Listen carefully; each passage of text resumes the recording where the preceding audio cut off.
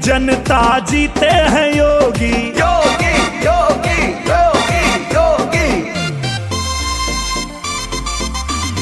जीत गई जनता जीते हैं योगी। योगी और मोदी बहुत उपयोगी।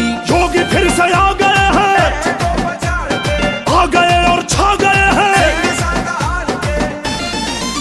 राम राज की करो तैयारी, राज तिलक की करो तैयारी।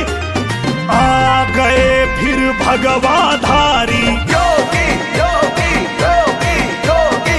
आ चुके हैं भगवाधारी। योगी योगी योगी योगी।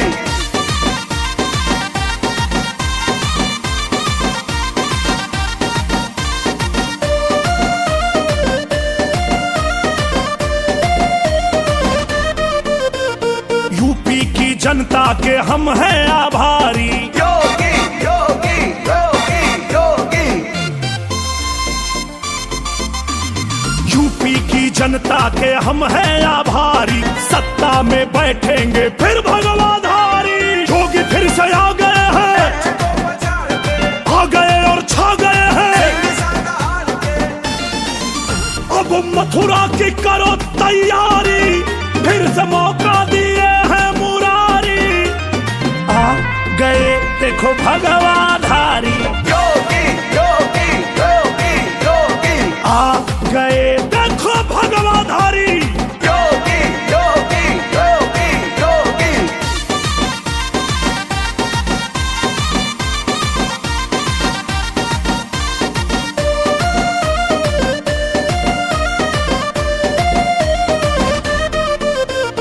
गुंडों की गर्मी उतारेंगे योगी।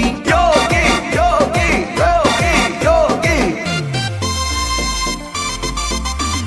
गुंडों की गर्मी उतारेंगे योगी। सीएम की कुर्सी संभालेंगे योगी। योगी फिर से आ गए हैं, आ गए और छा गए हैं।